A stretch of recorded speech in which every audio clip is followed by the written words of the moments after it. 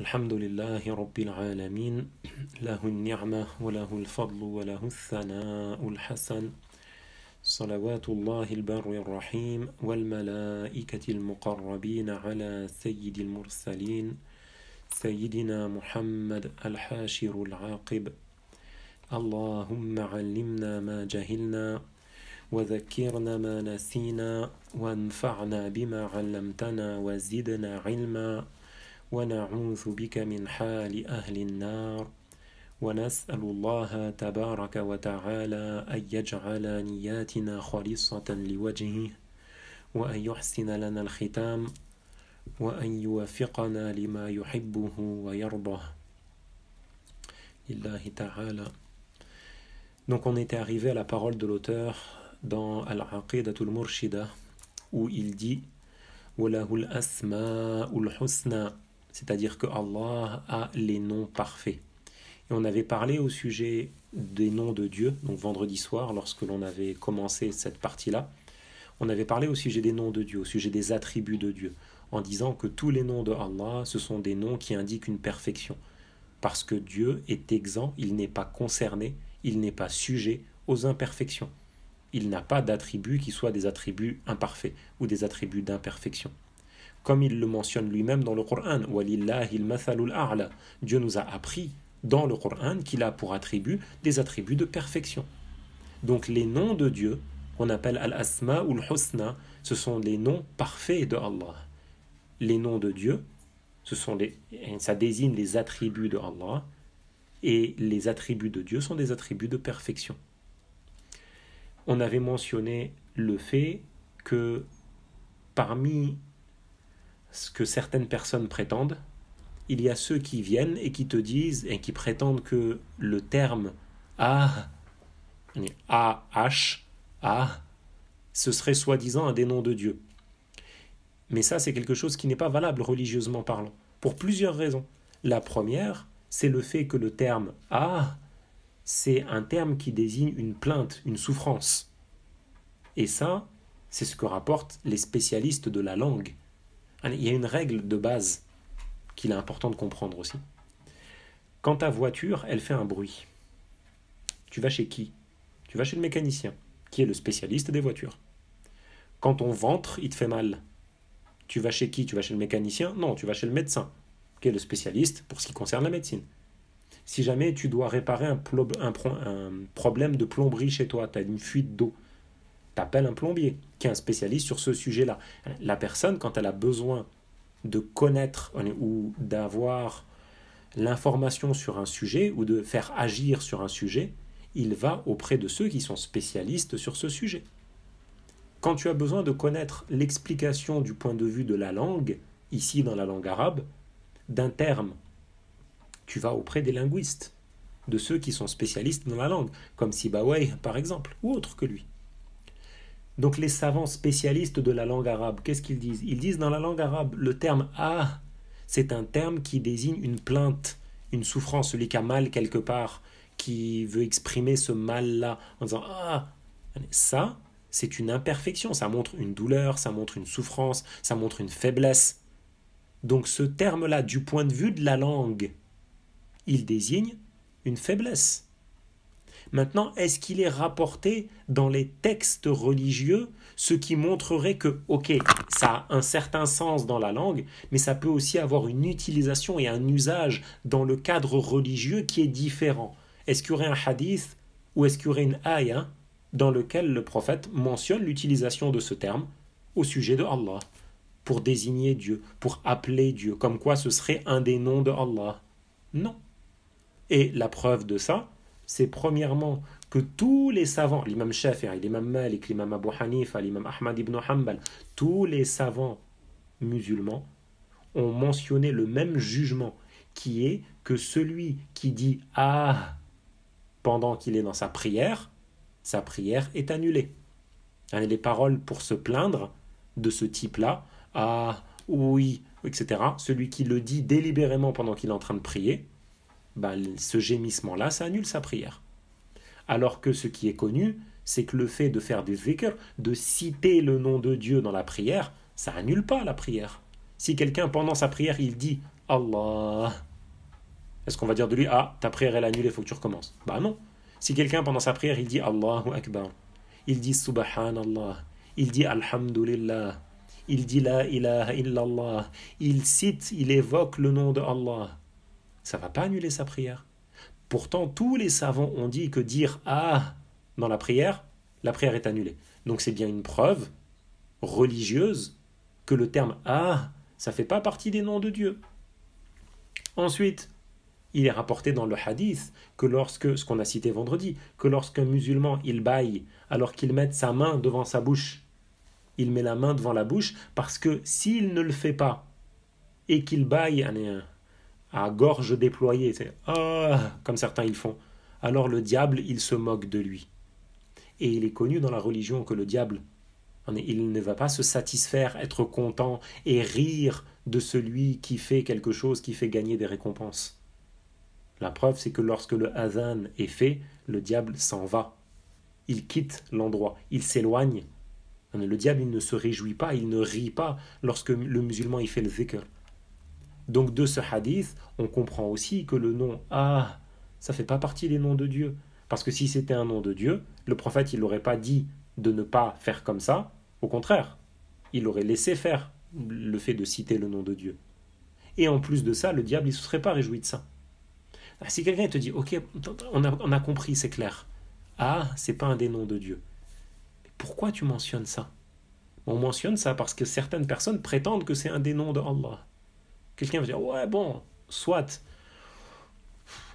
Et, ok, c'est leur problème, mais des gens qui disent des choses, bah t'en trouves. Il y a plein de gens qui disent plein de choses et qui sont pas forcément corrects avec la religion. Donc si tu laisses les gens écouter ces personnes-là et penser qu'en faisant ils sont en train de faire des écarts et de gagner des récompenses, mais ces gens-là, tu les laisses se tromper. Ce que tu veux, c'est le bien pour les gens. Tu ne veux pas les laisser aller vers ce qui n'est pas correct. Donc tu les mets en garde contre l'utilisation de ce terme, en disant attention, n'utilise pas le terme comme soi-disant un zikr du nom de Allah, parce que ce terme-là, il ne fait pas partie des noms de Dieu. Il indique une faiblesse, la plainte, la souffrance, ce qui est contraire au fait que les noms de Dieu sont Asma ou Husna, qui sont des noms de perfection. Là, c'est une faiblesse, c'est une imperfection. C'est quelque chose qui annule la prière si c'est prononcé dans la prière, contrairement au nom de Dieu. Et le prophète nous a appris, alayhi salatu wassalam, que celui qui bâille et qui dit le diable il rigole. Ça lui plaît. Alors que le zikr, ça ne plaît pas au diable. Donc voilà pourquoi on attire l'attention des gens sur ce point-là, pour faire en sorte que quand ils font le zikr, ils gagnent des récompenses. Et non pas qu'ils soient là à passer leur temps sur des choses qui ne leur apportent pas de récompense. Parce que cette vie, elle est courte. Et quand la personne regarde le temps qu'elle passe en réalité à œuvrer pour gagner des récompenses, chacun de nous, il connaît sa journée. Il sait ce qu'il fait du moment où il se lève jusqu'au moment où il se couche. Il sait comment il occupe ses journées, dans quoi est-ce qu'il les occupe. Est-ce qu'il l'occupe dans le bien? Est-ce qu'il l'occupe dans des choses qui sont interdites? Est-ce que... Il le sait.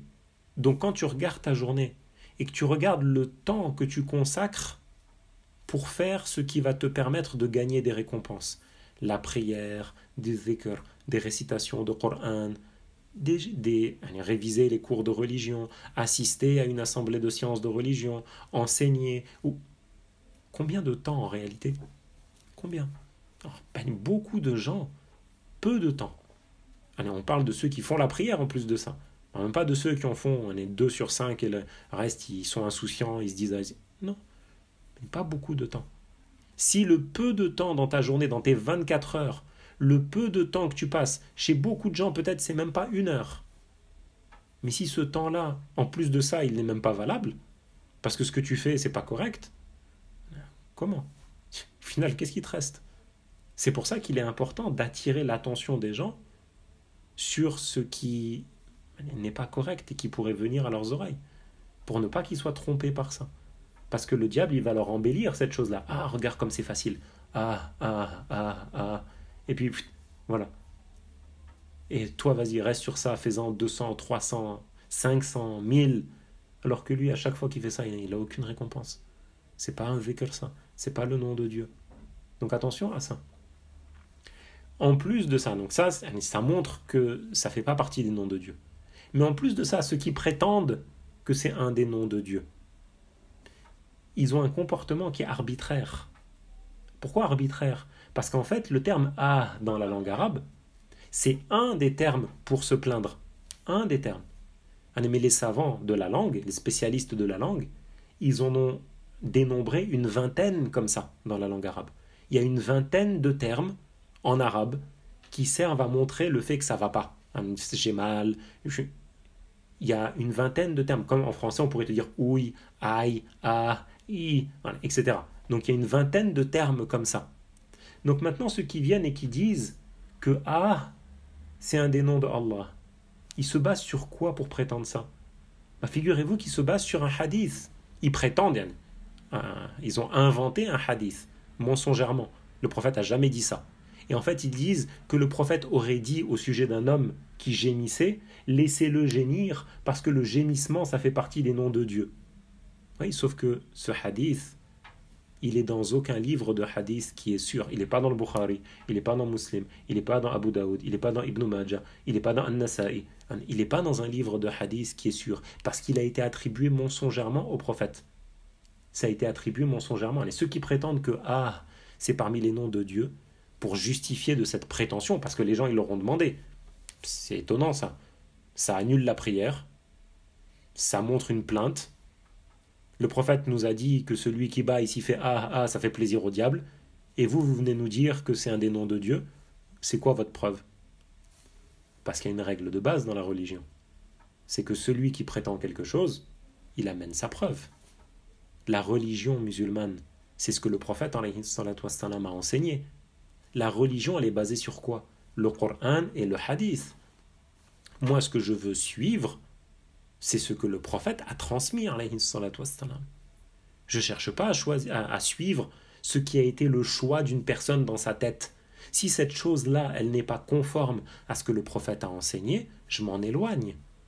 Parce que ce qui va me permettre d'être sauvé dans l'au-delà, ce qui est la base, l'objectif de base, quand on étudie la science de la religion, quand on révise les sujets de science de religion, l'objectif c'est quoi? C'est de gagner les récompenses de la part de Dieu. C'est ça l'objectif. Parce qu'on sait qu'il arrivera un moment où on va quitter ce bas monde. Et qu'au moment où on va quitter ce bas monde, ce qui comptera à ce moment-là, c'est dans quel état est-ce qu'on va mourir. Quel va être notre état à ce moment-là. Et notre état, il est déterminé par les œuvres que l'on aura fait durant notre vie. Œuvre de bien, on gagne des récompenses. Œuvre de mal, on est chargé de péché.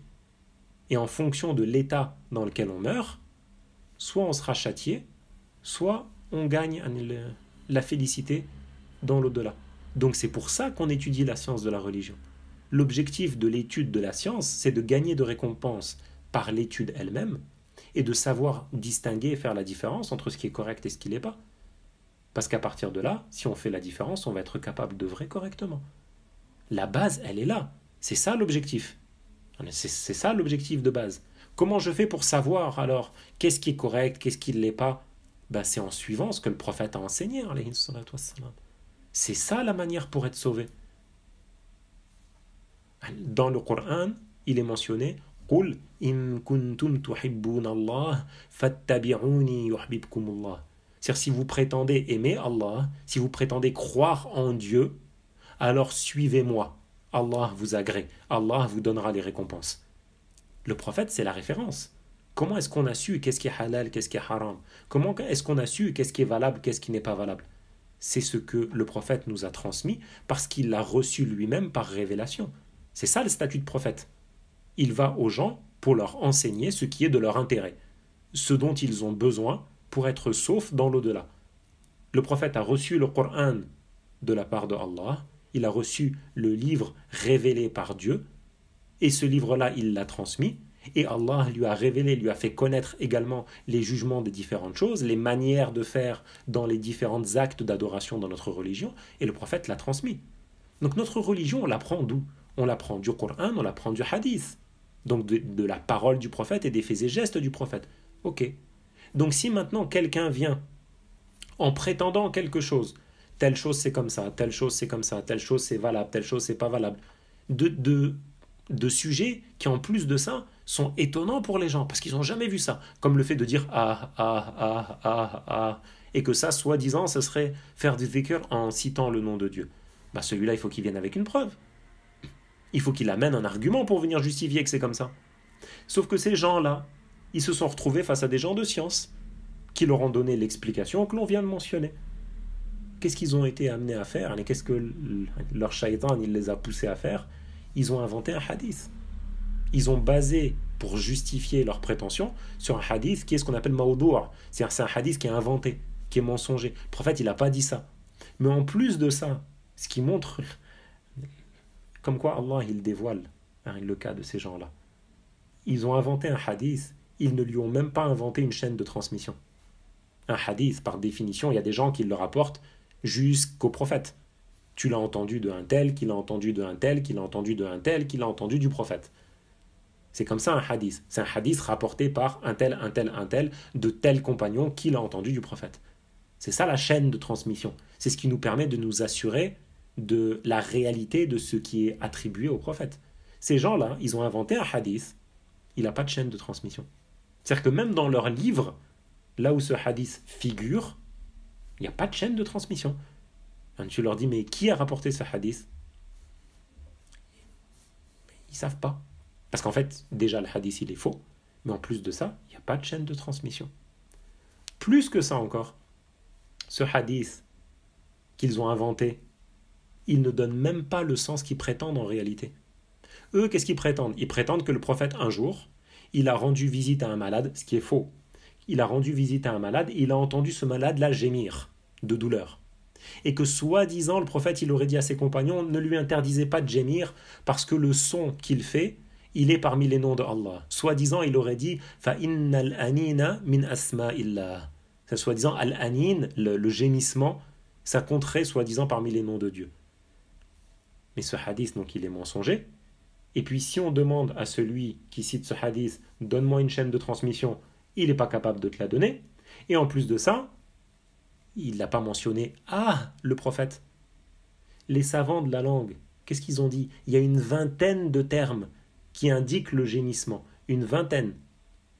Le prophète, il aurait soi-disant dit, d'après ce que vous dites, que parmi les noms de Dieu, il y a Al-Anin, le gémissement.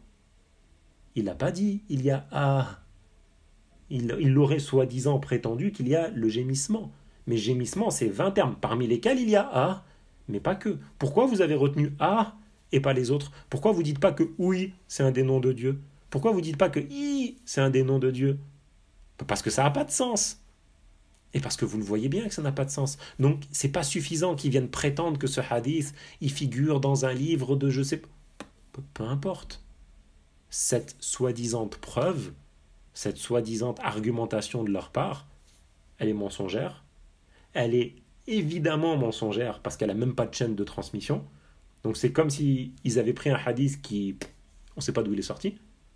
Et puis en plus de ça, le sens de ce qu'ils prétendent, ce n'est même pas ce qu'ils font. C'est même pas ce qu'ils font. Tout ça pourquoi? Pour dire aux gens, ne soyez pas dupés par ça. C'est pas parce que quelqu'un il vient te voir en te disant regarde, j'ai un livre dans lequel c'est écrit en arabe dedans, et dedans il est mentionné que ça et ça. Ouais, je peux écrire un livre moi aussi. C'est pas pour autant que tout ce qui figurera dedans, c'est réellement quelque chose que le prophète a dit. C'est pour ça qu'il y a des savants. C'est pour ça qu'il y a des gens de science. Ce sont ces gens-là qui servent de rempart contre ce genre de situation. Parce que eux, quand ils voient ça, ils passent ces informations à travers une grille de lecture qui est il y a des règles dans la religion musulmane. Un hadith, il a une chaîne de transmission, règle de base. Un hadith, dans la langue arabe, il est construit correctement. Le prophète, il s'exprimait avec un arabe qui est éloquent. Donc si déjà dans les constructions de la langue arabe, il y a des fautes de grammaire, il y a des fautes de... ça c'est bon, ça y est. Tu peux oublier, tu sais que c'est pas un hadith. Le prophète, il fait pas de faute de grammaire. Il fait pas de faute dans la langue arabe. Il y a des choses comme ça qui leur permettent d'attirer l'attention et de dire non. Il y a quelque chose qui n'est pas. Et là, en l'occurrence, c'est pareil. C'est étonnant, et ces gens-là, ils ont choisi le terme Ah parmi les 20 expressions de gémissement, ils ont laissé toutes les autres. Donc ils ont mensongèrement attribué au prophète quelque chose qu'il n'a jamais dit, alayhi salatu wassalam. Et ceux qui restent chez eux ou à la mosquée ou dehors en train de dire comme ça pendant des heures et des heures, que soi-disant avec ça ils atteindraient les hauts degrés, ces gens-là ils se sont trompés. Ils se sont trompés eux-mêmes, ils se sont dupés. Ils n'atteindront jamais les hauts degrés de cette manière-là. Parce que ce n'est pas parmi les noms de Dieu. Mais tout comme autre que n'est pas parmi les noms de Dieu. Parmi les noms de Allah, il n'y a pas Al-Muqim. Al-Muqim, en arabe, certains, quand ils font du soi-disant zikr, ils disent Subhan al-Muqim. Au lieu de dire Subhanallah, ils disent Subhan al-Muqim. Mais Al-Muqim, dans la langue arabe, ça veut dire le résident, celui qui n'est pas voyageur. Al-Musafir, le voyageur. Al-Muqim, le résident. Al-Muqim, ça veut dire le résident. Ce nom, c'est pas digne de Allah. Même si le sens que prétend celui qui dit ce terme-là, il dit non, mais moi je veux dire par là que Allah, il est celui qui fait que chacun, il est dans l'endroit dans lequel il se trouve. Ouais, mais quand même, ce n'est pas permis d'appeler Allah par ce nom-là. Donc, même chose, que les gens ne soient pas trompés sous prétexte qu'ils entendent certains qui utilisent ce nom-là pour appeler Dieu. C'est interdit. C'est interdit parce que ce n'est pas parvenu dans le Coran. Il n'est pas cité dans le Coran que parmi les noms de Dieu, il y a Al-Muqim. C'est pas cité. Et celui qui prétend que c'est cité, qu'il ramène le Coran. Avec la preuve, Yannick. Ce n'est pas cité dans le hadith. Il n'y a pas un hadith dans lequel il est mentionné que parmi les noms de Allah, il y a Al-Muqim. Et les savants, ils n'ont pas été en accord sur l'utilisation du nom Al-Muqim au sujet de Dieu. Ce nom-là, il donne un sens qui n'est pas digne de Dieu. C'est pas permis non plus d'appeler Allah Ruh, Am, ou d'appeler Allah Aql, esprit. Comme certains, ils l'ont fait. Saïd Qutb, un homme en Égypte, il est décédé dans les années 60, 1966, Saïd Qutb. Et cet homme-là, il nommait Allah, il a appelé Allah Al-Aqlu Al-Mudabbir, c'est-à-dire soi-disant l'esprit organisateur. Mais les âmes et les esprits, c'est créé par Allah. Ce sont des créatures de Dieu. Il n'est pas permis d'appeler Allah par ces noms-là. Cet homme-là et autres que lui, ils ont délaissé les noms parfaits de Dieu pour nommer Allah par des appellations qui sont sorties de leur tête. L'imam al-Ash'ari, Abul Hassan al-Ash'ari, il a dit il n'est pas permis d'appeler Allah Am. Ce n'est pas permis d'attribuer l'âme à Allah. Il n'est pas permis. La règle, c'est quoi? La règle dans la religion musulmane, c'est qu'il n'est pas permis d'appeler Dieu si ce n'est par ce qu'il s'est attribué lui-même dans le Coran ou par un nom par lequel le prophète l'a appelé. Parce que le prophète, il reçoit par révélation. Ou par un nom sur lequel tous les savants ont été unanimes qu'il fait partie des noms de Allah. Parce qu'ils ont tiré ce nom-là à partir de la langue arabe et à partir des textes de la religion, le Coran et le Hadith. Voilà. Si le nom en question, si quelqu'un appelle Dieu par un nom qui n'est pas dans le Coran, que le prophète n'a pas mentionné, et que les savants n'ont pas cité comme étant parmi les noms de Dieu, alors ça, c'est interdit. C'est pas permis, c'est haram. C'est interdit. Il n'est pas permis, au sujet des noms de Dieu, que quelqu'un vienne en prétendant un nom de Dieu, en disant « Ouais, mais moi j'ai décidé d'attribuer à Allah tel et tel et tel nom. » C'est pas permis. Soit disant « Non, mais moi je vise une perfection par là. » Ce n'est pas permis. Par exemple, c'est pas permis qu'une personne, elle prenne un nom, elle en dérive quelque chose et elle attribue ça à Allah. Elle appelle Allah comme ça. C'est pas permis qu'elle dise voilà, moi je sais que Allah il a pour attribut la science, alors je vais appeler Dieu l'intelligent. Voilà. C'est pas permis. Est-ce que c'est mentionné dans le Coran ce nom-là? Non. Allez, on parle en arabe, mais même s'il le fait en arabe, même s'il le fait en arabe, il va dire, et il te dit Allah, il cite certains termes intelligent, cerveau, mathématicien, ou je ne sais pas quoi. Est-ce que c'est quelque chose qui est parvenu dans le Coran? Non. Est-ce que le prophète l'a mentionné? Non.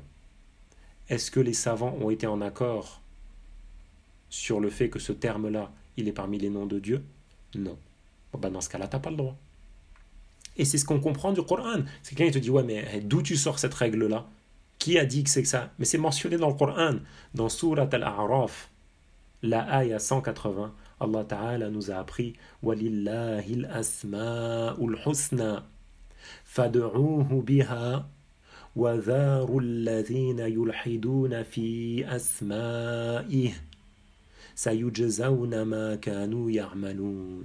C'est-à-dire, on comprend de ce verset quoi? L'interdiction de ce qu'on appelle en arabe al-ilhad, le fait de donner à Dieu un nom qui n'est pas autorisé religieusement. Walillahil asma'ul husna, Allah a des noms qui sont des noms parfaits.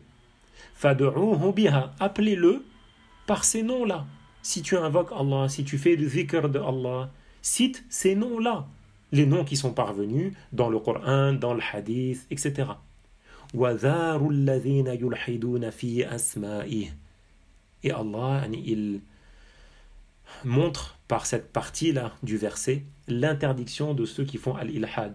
Yulhiduna fi asmahi. Yulhiduna, c'est-à-dire ceux qui donnent à Dieu un nom qui n'est pas parvenu ni dans le Coran, ni dans le hadith, ni sur lequel la communauté, les savants ont été unanimes. Al-ilhad. Et ce verset, il met en garde contre le fait de faire ça. Ici, ce n'est pas un éloge de ceux qui le font. C'est une mise en garde, parce qu'il est mentionné que ceux qui font ça, ils s'exposent au châtiment de Allah.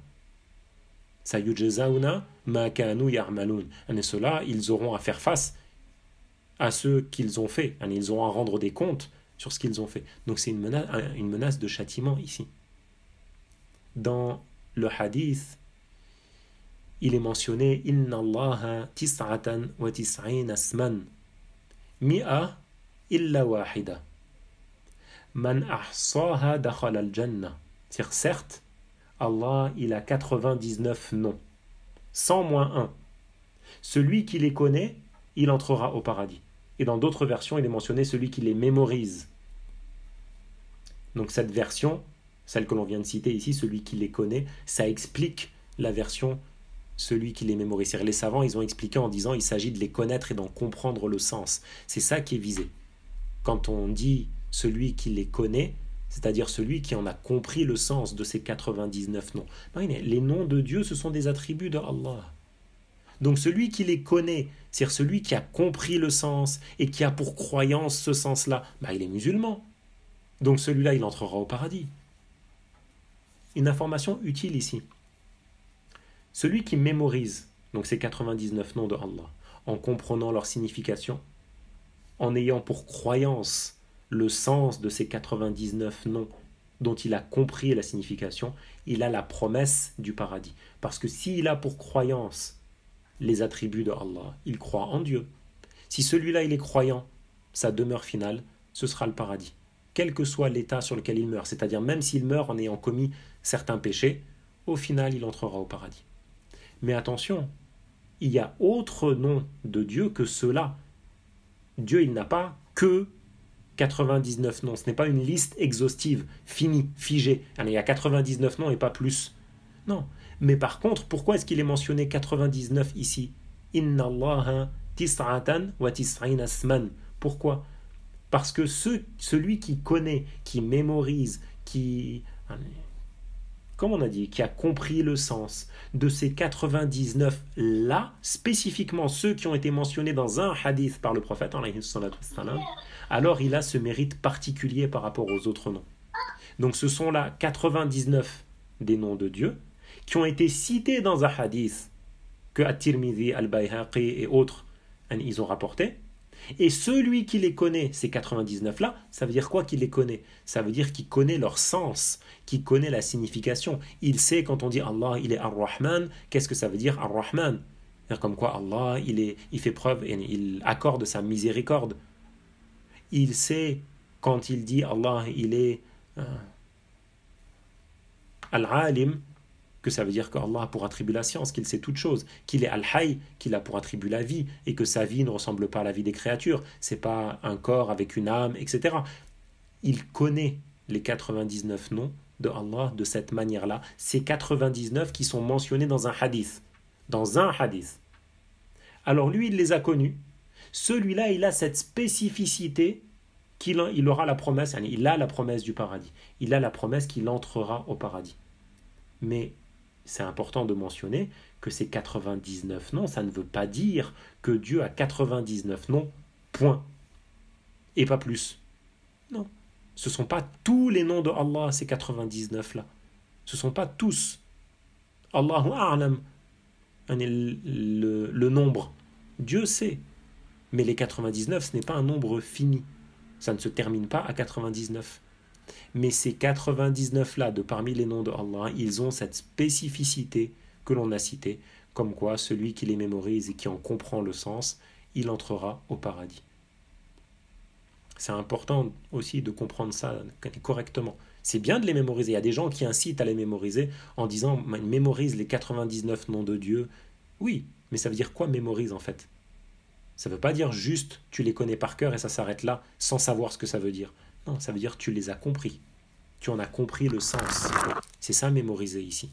C'est pas uniquement le fait de connaître par cœur et tu t'arrêtes là. Tu les as appris, tu as compris et tu connais le sens. De cette manière, ta croyance en Allah, elle est correcte. À partir de là, tu es musulman. Et celui qui est musulman, sa demeure, c'est le paradis. Sa demeure finale, c'est le paradis. Ensuite, l'auteur, rahimahullah, dit La dafi'a lima qada, c'est-à-dire rien n'empêche ce qu'il veut. Rien n'empêche ce qu'il veut. Rien n'empêche ce que Allah a prédestiné de se réaliser. Ce que Allah veut de toute éternité, comme on a dit, l'attribut de la volonté de Allah, c'est un attribut de Dieu qui ne change pas. Donc ce que Allah veut, ça se réalise. Et c'est ce qui est compris du hadith. Le hadith qui est rapporté de Thawban, qui est un des compagnons, qui a dit, le messager de Allah a dit, قال الله تعالى إني إذا قضيت قضاء فإنه لا يرد. C'est-à-dire, si Allah Ta'ala nous a appris, certes, si Allah veut qu'une chose se produise, il n'y a rien qui ne l'en empêchera. Ça, c'est ce qu'on appelle le hadith Qudsi. Le hadith Qudsi, c'est le hadith, donc la parole du prophète, dans lequel le prophète commence ses propos en disant Allah dit, قال الله تعالى, قال ربنا عز وجل. Allah dit, il attribue la parole qui va venir à Dieu, en disant Allah nous a fait savoir que. C'est ce qu'on appelle un hadith Qudsi. Et c'est pour la terminologie dans la science du hadith. Si jamais un jour vous voyez ce terme-là, hadith Qudsi, vous savez ce que ça veut dire Qudsi en fait. Qudsi, ça veut dire que c'est une parole du prophète, mais que le prophète a commencé en disant Allah dit. C'est ça.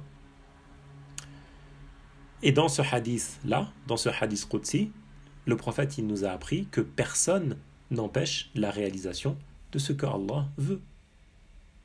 À partir de ça, on sait que ceux qui viennent te dire Allah il voulait qu'un tel il soit homme et puis il l'a créé femme, ou soi-disant qu'un tel il soit femme et puis il a créé homme, ce qu'ils appellent garçon manqué ou je sais pas quoi, en prétendant, non pas pour viser le comportement de cette personne, non, il y en a certains, ils disent ça dans le sens Dieu voulait que ce soit un garçon et puis soi-disant finalement c'était une fille qui est née.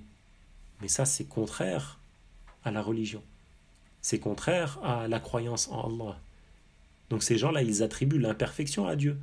Ils disent que Dieu, il a voulu quelque chose, mais que c'est pas ça qui s'est produit. Ça, c'est une faiblesse. Sa volonté, elle ne se réalise pas, il n'est pas créateur. Et ça contredit la divinité. Et c'est de la mécréance, c'est de l'égarement. Pareil pour la prétention de ceux qui disent que Allah, il changerait sa volonté suite à l'invocation de quelqu'un, ce dont on a déjà parlé dans des cours précédents, ou suite à une aumône, par exemple. Non, ça c'est quelque chose qui est faux, qui est contraire à la croyance que le prophète a enseignée. Et ce n'est pas digne de Dieu, parce que ça revient à attribuer une imperfection à Dieu, parce que Dieu n'est pas concerné par le changement, parce que le changement, ça implique le début, le changement, ça implique le besoin de qui fait changer. Et Allah n'est pas concerné par ça. Allah, il est le créateur. Et le Créateur, il n'est pas concerné par le changement. Parce que ce qui change, encore une fois, a besoin de qui le fait changer. Et Allah n'a pas besoin. Ensuite, l'auteur continue en disant Wala mani'a lima a'ta, et nul ne prive de ce qu'il donne. Le sens de cette phrase, en fait, il est proche de celui de la phrase précédente. Quand l'auteur il dit La dafi'a lima qada, rien n'empêche ce qu'il veut. Wala mani'a lima a'ta, et nul ne prive de ce qu'il donne. Le sens, il est proche. Le sens, c'est que si Allah veut pour quelqu'un qu'il tire profit de quelque chose, il n'y a rien qui ne pourra empêcher cette personne de tirer profit de ça. C'est ça le sens. Si Allah veut qu'une personne tire profit d'une situation ou d'une chose, qu'il en profite, qu'il reçoive un bien de ça, il n'y a personne qui pourra empêcher celui-là de recevoir le bien que Allah lui a prédestiné. C'est pour ça que c'est proche du sens précédent. Et le sens de cette parole, comme on vient de l'expliquer, ça vient du hadith. Parce qu'encore une fois, la religion, elle est prise de ce que le prophète a enseigné et de ce qui figure dans le Coran. Et dans le hadith, il est rapporté que le prophète, après la prière, quand il avait terminé la prière, il faisait un dhikr, il faisait une évocation. Il disait « La ilaha illallah, wahdahu la sharika lah, lahul mulku wa lahul hamd, wa huwa ala kulli shay'in qadir. Allahumma la mani'a lima a'tayt, wa la mani'a lima a'tayt, wa la mu'ti lima mana'at, wa la mu'ti lima mana'at. » Donc le prophète, il disait, il n'est de Dieu que Allah, il est unique, il n'a pas d'associé, il a la souveraineté, c'est-à-dire c'est à lui qu'appartient toute chose, c'est ça le sens de il a la souveraineté. Lahul mulk, al-mulk, comme on a expliqué déjà, ça veut dire que toute chose appartient à Dieu, puisque c'est lui qui a créé toute chose. Il est celui qui mérite la louange, et il est sur toute chose tout puissant. Oh Allah, Allahumma, c'est-à-dire oh Allah, il invoque. La mani'a lima a'tayt, nul ne prive de ce que tu donnes. Wala mu'ti lima mana'at, et nul ne donne à celui que tu as privé. C'est ça le sens du dua que le prophète il faisait. Le degré des gens dans l'au-delà, il n'est pas sur la base de leur richesse. Quand le prophète il dit au sujet de Allah, nul ne donne à celui que tu as privé. Mais le degré des gens, selon le jugement de Dieu, ce n'est pas par la richesse dans cette vie. Mais ce qui est profitable pour la personne dans l'au-delà, c'est les bonnes actions qu'il aura fait. Celui qui est privé, en réalité, c'est pas celui qui n'a pas beaucoup d'argent ou celui qui n'a pas des grandes maisons ou celui qui est privé en réalité, c'est celui qui est privé de ce qui est utile dans l'au-delà. Celui qui gagne les bonnes actions, qui gagne les hauts degrés selon le jugement de Dieu, même s'il est pauvre, celui-là en réalité il n'est pas privé. Parce que quand cette vie elle va terminer pour lui, ce qui arrivera de toute façon, celui-là il bénéficiera des récompenses de ce qu'il a fait comme bien. Donc quand le prophète il a dit « Oh Allah, nul ne prive de ce que tu donnes et nul ne donne à celui que tu as privé », celui qui est gagnant, celui qui n'est pas privé, c'est celui à qui Allah a donné la religion, celui à qui il a donné le fait d'appliquer sa religion, le fait d'œuvrer dans les actes d'adoration, conformément à ce qui est parvenu dans la religion musulmane. Donc si Allah il accorde un bienfait à quelqu'un, il le lui accorde. Ce bienfait, il arrivera à la personne en question. Et personne ne peut empêcher ça. Personne ne peut priver ce quelqu'un-là du bienfait que Dieu lui a prédestiné. Et c'est ce qui est rapporté aussi par At-Tirmidhi et autres que lui, dans le hadith d'Abdullah ibn al-Abbas, que le prophète a dit « Wa'alam anna al-ummata law ijtama'u ala an yanfa'uka bi shay'in lam yanfa'uka illa bi shay'in qad katabahu Allahu lak. ولو اجتمعوا على أن يضروك بشيء لم يضروك إلا بشيء قد كتبه الله عليك رفعت الأقلام وجفت الصحف. C'est-à-dire, le prophète, il a dit à Abdullah ibn al-Abbas, à son cousin, il lui a dit, sache que si la communauté se mettait ensemble, ils s'unissaient tous pour être profitables, pour être utiles pour toi, sur quelque chose, ils ne pourront pas, la communauté, tous les gens, ils ne pourront pas être utiles pour toi si Allah n'a pas prédestiné pour toi cette utilité. Et si tout le monde s'unissait, se mettait tous ensemble pour te nuire, ils ne seraient pas en mesure de te nuire si ce n'est pas une nuisance que Allah t'a prédestinée. Les kalams sont levés. Rufi'atil aqlam. Al-aqlam, c'est ce qui a écrit sur la table préservée. Al-qalam, c'est ce qui a écrit sur la table préservée, ce qui arrivera jusqu'au jour du jugement. Comme on a déjà dit. Donc le qalam, il est levé. Et les feuillets, ils ont séché. Est-ce que les anges, ils ont copié de la table préservée? Ils l'ont copié, ça y est. Ce que la personne, il lui est prédestiné, c'est prédestiné. Et ça, c'est ce qui est mentionné. C'est ce dont on a déjà parlé dans les leçons précédentes. Et c'est ce qui est cité dans les hadiths, c'est ce qui est mentionné dans le Coran. Et c'est ce que la raison accepte. Quand tu réfléchis, c'est logique. Qui a créé les êtres humains? C'est Allah. Donc qui fait parvenir les facilités et les difficultés aux êtres humains? C'est le Créateur, c'est Allah. Et il dit ensuite l'auteur Yaf'alu fi mulkihi ma yurid. Et il fait ce qu'il veut de ce qui lui appartient. Ce que Allah veut que ça ait lieu, ça aura lieu sans aucun doute, conformément à ce que Allah sait, car Allah sait ce qui va avoir lieu. Et ça aura lieu par la volonté de Dieu. C'est Dieu qui veut que se produise tout ce qui se produit. Allah crée cette chose-là par son attribut de la création. Il fait exister cette chose-là par sa toute-puissance sans que Dieu soit contraint à quoi que ce soit. Allah n'est pas concerné par l'obligation de quoi que ce soit. C'est ça, il n'est pas contraint. C'est-à-dire qu'il n'est pas sujet à une obligation. Il fait ce qu'il veut. Fa'alul lima yurid.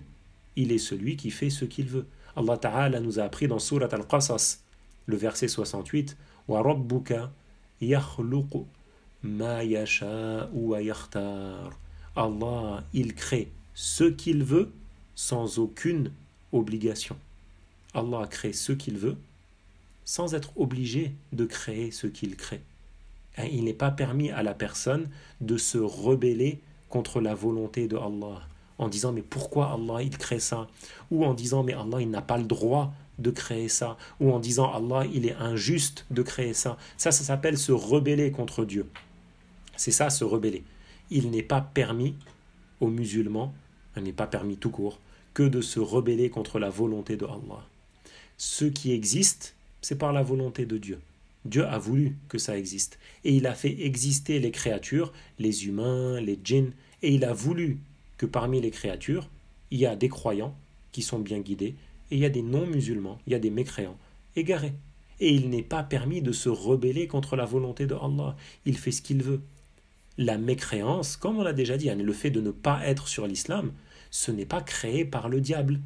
Ce n'est pas le mal, il n'est pas créé par le diable. La foi, la bonne croyance, tout comme l'égarement, c'est créé par Allah. Et c'est ce qui est mentionné dans le Coran. Souvenez-vous, on avait cité dans Surat Yunus. C'était la ayah 99. وَلَوْ شَاءَ رَبُّكَ لَآمَنَ مَنْ فِي الْأَرْضِ كُلُّهُمْ جَمِيعًا. C'est-à-dire, si Allah l'avait voulu, tous les gens sur terre auraient été croyants. Si Allah l'avait voulu, tous les gens sur terre auraient été croyants. أَفَأَنْتَ تُكْرِهُ النَّاسَ حَتَّى يَكُونُوا مُؤْمِنِينَ. Ô Muhammad, est-ce toi qui dirige le cœur des gens de sorte à ce qu'ils soient croyants? Non. Est-ce que tu es capable de forcer les gens jusqu'à ce qu'ils deviennent croyants? Non. Donc, ici, qu'est-ce qu'on comprend de ce verset? وَلَوْ شَاءَ رَبُّكَ لَآمَنَ مَنْ فِي الْأَرْضِ كُلُّهُمْ. Si Allah, كُلُّهُمْ جَمِيعًا. Si Allah l'avait voulu, il aurait créé que tous les gens soient croyants. Mais ce n'est pas ce que Dieu a voulu. Allah n'a pas voulu, n'a pas créé le fait que tous les êtres humains soient musulmans, soient croyants. Parmi les êtres humains, il y a ceux qui ont cru en Dieu. Parmi les êtres humains, il y a ceux qui n'ont pas cru en Dieu. وَرَبُّكَ يَخْلُقُ مَا يَشَاءُ وَيَخْتَارُ. Et ton Seigneur, il crée ce qu'il veut sans aucune obligation. Toutes les créatures, elles appartiennent à Allah. Dans le dua que faisait le prophète, Lahul mulku. Al-mulk, il a la souveraineté. Il est celui à qui appartient toute chose. Il fait ce qu'il veut de ce qui lui appartient. Et l'être humain, il n'a pas à demander des comptes à Dieu, puisque c'est Dieu qui l'a créé. Il fait ce qu'il veut de ce qui lui appartient. Si Allah a voulu qu'une chose se produise, elle se produira immanquablement. Elle aura lieu. Et il n'est pas permis à l'être humain que de se rebeller contre la volonté de Dieu. Se rebeller, ça veut dire quoi? Se rebeller, c'est dire ou croire que Dieu est injuste, dire ou croire que Allah n'a pas le droit de faire ce qu'il a fait, ou dire ou croire qu'il n'y a pas de sagesse dans ce que Allah a fait exister. C'est ça se rebeller. C'est ça se rebeller. Maintenant, quelqu'un qui voit quelque chose de mal et qui n'aime pas ça, qui blâme ça, il ne s'est pas rebellé lui. Quelqu'un qui voit une personne tuer une autre et il blâme cet assassin-là, ce meurtrier-là. Mais bien évidemment qu'on le blâme, c'est interdit dans la religion de tuer. Bien évidemment. Celui qui voit quelqu'un mentir ou quelqu'un voler et il le blâme pour ça, bien évidemment qu'on le blâme. Ce n'est pas se rebeller ça. Se rebeller, c'est prétendre que Allah est injuste en faisant ce qu'il fait, qu'il n'a pas le droit de faire ce qu'il fait, ou qu'il n'y a pas de sagesse dans ce que Allah crée. Allah connaît la sagesse dans toute chose. C'est pas parce que nous, on ne connaît pas la sagesse qu'il n'y a pas de sagesse dans ce qui existe. Dans tout ce que Dieu fait exister, il y a une sagesse, que l'on connaisse ou qu'on ne la connaisse pas. Et toute chose appartient à Allah. Il fait ce qu'il veut de ce qui lui appartient. On s'arrête ici, Inch'Allah, parce qu'après il y a une autre partie qui est la suite, mais qui est un peu différente.